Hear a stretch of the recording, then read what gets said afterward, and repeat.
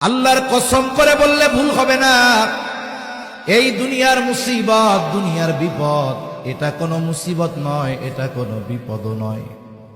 চোখ দুটা যখন বন্ধ হয়ে যাবে, দুনিয়ার মুসিবত আর মুসিবত থাকবে না। আসল মুসিবত তো কিয়ামতের দিন। ওই মুসিবতের দিন দুনিয়ার কেউ আমার আপনার পাশে থাকবে না। কি হবে ওই দিনের অবস্থা? আল্লাহ তাআলা কোরআনুল কারীমের মধ্যে একটা চিত্র তুলে ধরে বলেন, ইয়াউমা ইয়াফিরুল মারউ মিন আখিহি ওয়া উম্মিহি ওয়া আবিহি ওয়া সাহিবাতিহি ওয়া বানিহি লিকুল্লি ইমরিইন মিনহুম ইয়াউমাইযিন শা'নুন ইউগনি। আল্লাহ তাআলা বলেন, কিয়ামতের দিন ভাই ভাইয়ের থেকে পলায়ন করবে।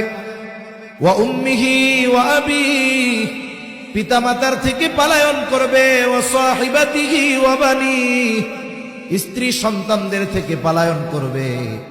অথচ এই দুনিয়ায় একটা মানুষ মা বাবার চেহারা দেখলে অন্তর শীতল হয়ে যায়, সন্তানের বাবা ডাক শুনলে হৃদয়টা শীতল হয়ে যায়, স্ত্রী সন্তানের চেহারা দেখলে চক্ষু দুইটা শীতলতা লাভ করে। কিন্তু কিয়ামতের দিন কেউ কারো সাথে দেখা হোক এটা কামনা করবে না। প্রত্যেকটা মানুষ নিজের চিন্তায় বিভোর থাকবে, সকলেই চিন্তিত থাকবে।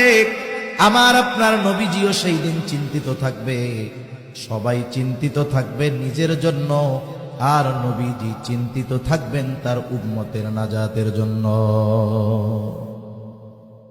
সেই দিন মানুষেরা এমনটাও আল্লাহ তাআলার কাছে বলবে, আল্লাহ, সারা দুনিয়ার সব মানুষকে জাহান্নামে দিয়ে হলেও আপনি আমাকে মাফ করে দেন।